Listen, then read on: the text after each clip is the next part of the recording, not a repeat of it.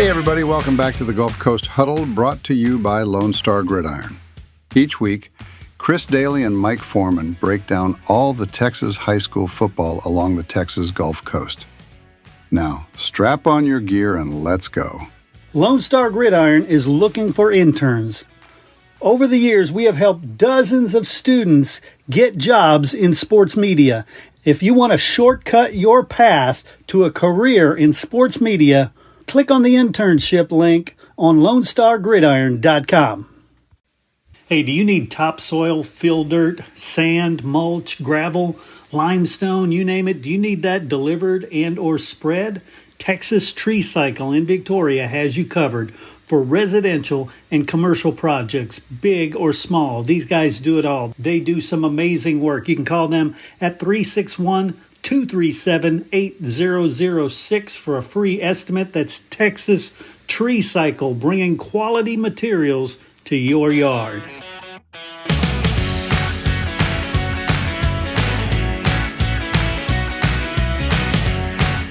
All right, everybody, welcome back to the Gulf Coast Sports Report. I'm Chris Daly, joined always by Mike Foreman. Mike, how are things? Going pretty well, Chris. Pretty busy time. Yeah, real busy time. And with softball and baseball going, softball being a week ahead in their playoffs, why don't we start with softball? Okay, yeah, we have quite a few teams remaining. Yeah. I know some teams we probably expected and a few that maybe are a little bit of a surprise. Of course, starting with 2A, both Shiner and Ganado are still going, and Woodsboro's in there now. Woodsboro's playing Burton. Mm-hmm. Assuming Shiner, I believe, plays Mumford, and Woodsboro is playing Burton, I believe the winners of those two play each other in the next round. Yeah. So there's possibility for that. 3A, not quite as many teams there as we did have. 4A, Cuero is still playing. They have a series against Ingleside. They have that, and of course, as you know, like you follow, Cal Allen's still very much alive. Yeah, Cal Allen in Somerset, and again, they're 3 weeks into it, and they're playing another one-game series because the underdog keeps winning the toss, and they choose one-game series. So far, it hasn't mattered, but. No, yeah, I think the main concern for Cal Allen was Meadville, and as you saw last week, they took care of them pretty handily. Yeah, definitely. So I would think their next real challenges will be in the semifinal. Yes, yeah, definitely. And then as far as other teams in the area, the Ganado girls are still going. Right. They're playing Danbury. That's going to be in Sweeney. Of course, you know, at this time of year, everybody's looking for a turf field. Right. Because, they don't want to let the weather affect the series. So I think that's why you're going to see a lot of teams playing at sites, that have turf fields. Yeah, definitely, because, it looks like we're supposed to get rain all weekend again. But, right. Yeah. Who knows? Yeah. And then looking at the other teams, I see El Campo's still alive. They're playing Gonzales. That's right. El Campo and Gonzales are still in there. And so we do have, quite a few teams, like I said, still playing. Yeah, definitely. And even a whole lot more in baseball. Yeah, baseball is full of teams. I know Victoria East and Victoria West are still playing. East will be playing Austin Anderson. Mm-hmm. That series is going to be in Marion. That's another turf field. And I think West is actually going to the Tejeda Sports Complex in San Antonio to play their series. A lot of times, these teams will play like a home and neutral. Mm-hmm. But I think, I know at least in East case, speaking of Coach Wes Coley, he said I'm not sure if Anderson plays at Nelson Field or where, but that's apparently not in the best shape. Oh. So, that's why Wes wanted to play at a neutral site. So that you're going to see that a lot. I know in 4A, I believe El Campo and Tolosa Midway are playing in Yoakum. At least getting one there. And I know Hallettsville is playing in Karn City. They're playing a series all in Karn City. And then in 2A, you've got Refugio and Three Rivers are down at Beeville. And you also have Shiner playing La Pryor. Yeah. And I believe, no, that's softball, actually. I was thinking that Flatonia's still live. Yeah, Flatonia's playing Thorndale in softball. That's right. And actually, you could have a Ganado-Flatonia regional final there. Nice. Which would be interesting because obviously both teams are from the same district, which is, we were kind of used to that when Weimar was really good. You get, Weimar, Shiner, and Ganado would all seem to make it to the regional semifinals.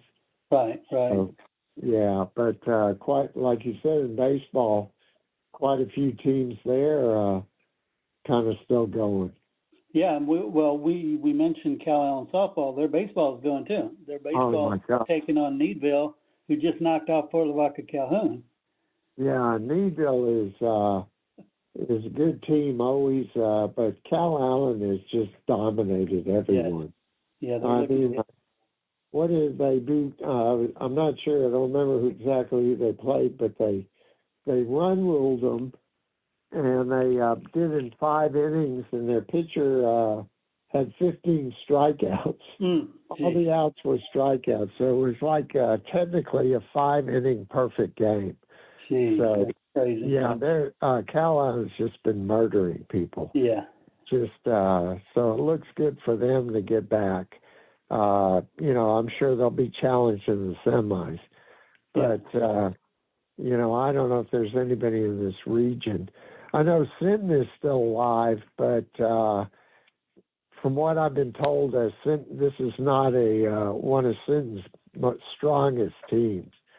But Sinton's always good in baseball. I was going to say we said that about football last year too, and look what. Yeah, that's right. And look what happened. They go to the semifinals. Yeah, exactly. But yeah. So it's weird, especially in those 1-game playoffs. I mean, you get a couple of fluke plays, and that can turn the whole game. Yeah, definitely. You said it. That one game, it ain't over till the fat lady sings, and I guess there's no fat lady singing in high school. But. Yeah. Well, I'll tell you this: that generally speaking, you would think that in a series, the better team is going to win. Yes. But I mean, every now and then you're going to have an upset. Right. But in a 1-gamer, that's like a flip of a coin because, like we said, a couple of errors here and there, and you never know. That can happen. So unless you just have one of these dominant pitchers like Cal Allen, baseball and softball, because in the softball game, Cal Allen, I forget how many innings, it was like 7 innings, but she threw a no-hitter, and she hit a home run. It's pretty crazy, isn't it? But of course, that happens. I know for a lot of times though, the thing that's kind of interesting about Shiner and Ganado is their pitchers are they do hit. They occasionally, and actually Ganado's pitcher Burrish, Sayla Burrish, she doesn't hit. When a lot of times, of course, a pitcher like Lawrence Springfield for Shiner will hit. Yeah. So it's not like baseball where sometimes your pitchers don't hit. Usually in softball, your pitchers are also pretty good hitters. Yeah. Yeah, definitely. Thibodeau at Cal Allen is a good hitter and a great pitcher. Yeah. And speaking of baseball, Texas A&M Victoria learned yesterday that they are going to Lewiston, Idaho for the first opening round of the NAIA tournament. They're going to be the number 2 seed. Nice.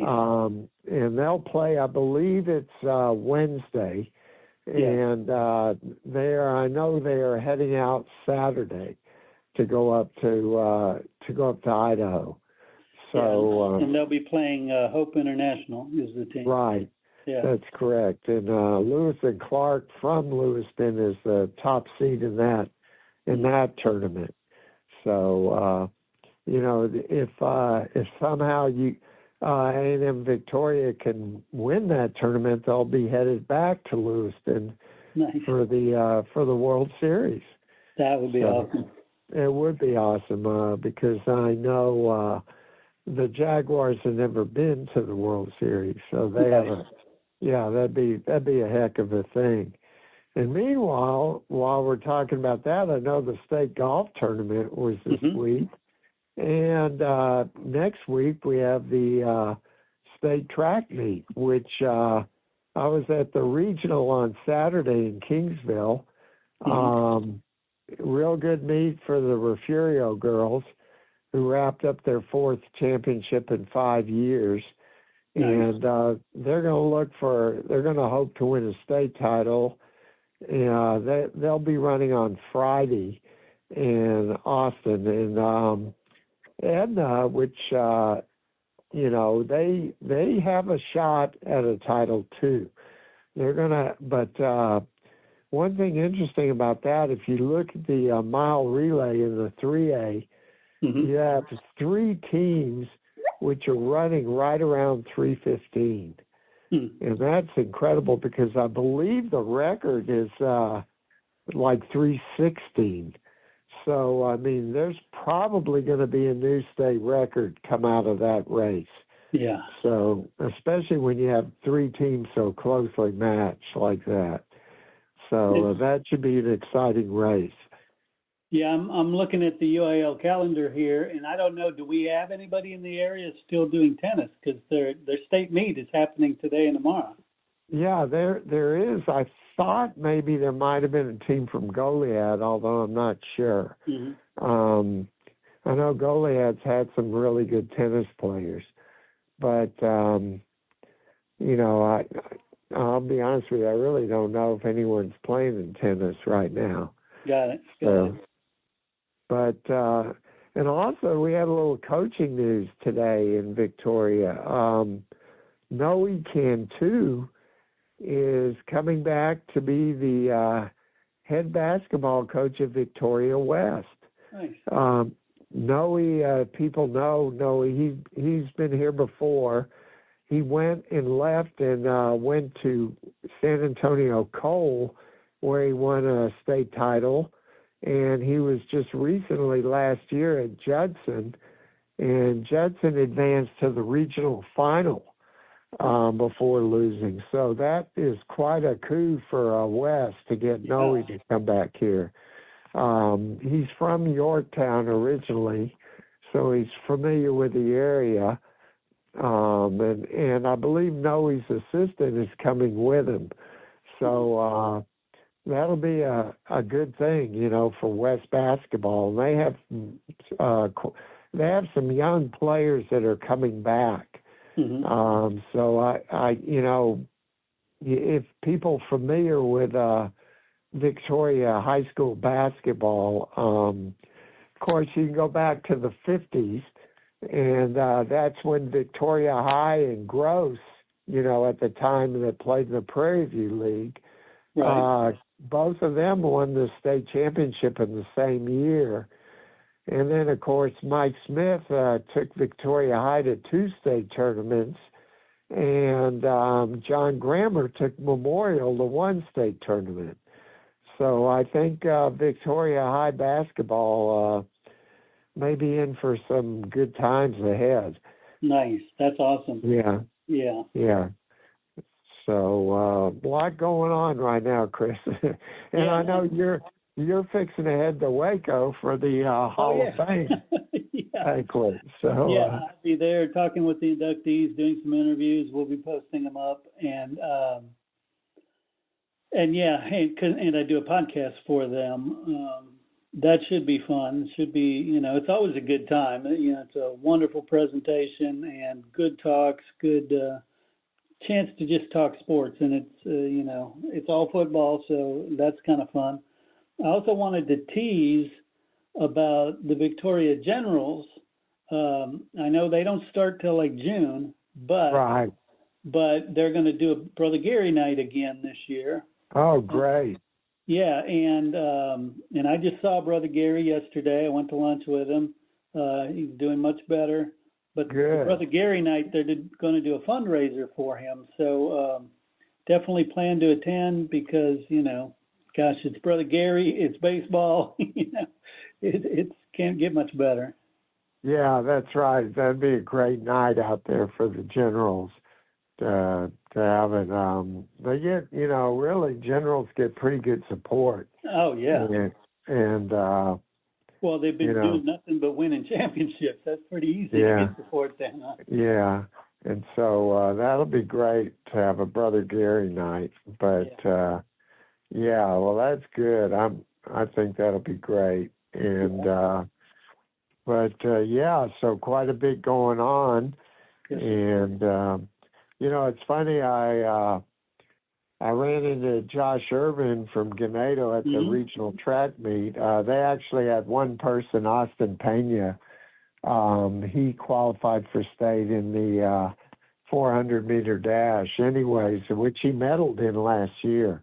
Josh said, I always listen to your podcast when you're doing football. And I said, Josh, we always do football. So, I mean, come on, you know that. Right. So, and I guess a lot of teams, this is the time of year when you're doing spring. Yeah. And the other thing about football is I think you're going to start seeing some 7-on-7 leagues will start popping up here pretty quick. Definitely. And then I think last year was the first year I didn't go to the state tournament since it started like 15 years ago. So, that's always a good time because you get to see quarterbacks and receivers and DBs from all over the state from, the top programs. So it's just a great spot to go. Right. I went last year, and of course, Tidehaven actually won the Division III title, which that's the first time that a school from this area has actually won a 7-on-7 state title. Yeah. So I know there are different schools of thought on that, but I know Coach Lucio swears by it. Yeah. So don't a lot of other schools swear by it. The only downside to that state tournament is the weather. It's so hot, yeah. It is, and there's very little shade at those fields. So it's definitely a grind. I will say that. You can't argue against it from the development standpoint because it's been going now for like about 15 years, maybe even longer. But if you look at the NFL, I think a couple of years ago, more than 1/3 of all the starting quarterbacks were Texas high school football quarterbacks. Yeah, and the receivers and now the DBs are all coming up because they've had to deal with that for years. Yeah. Well, I've always thought that in 7-on-7, the biggest beneficiaries to me are the DBs. Yeah. Because you really, they do play some zone, but you really have to cover people. Yep. And, that's really a good test for the DBs. Obviously the quarterbacks and receivers develop chemistry like that. But but the DBs are the ones that are really under stress in 7-on-7. Yeah, no doubt. Well, cool, Mike. Guys, thanks again. We will definitely stay in touch, and I'm sure I'll see you out there somewhere. If not, we'll be talking next week. Yeah, and have a safe and happy trip to Waco. All right, thanks, Chris.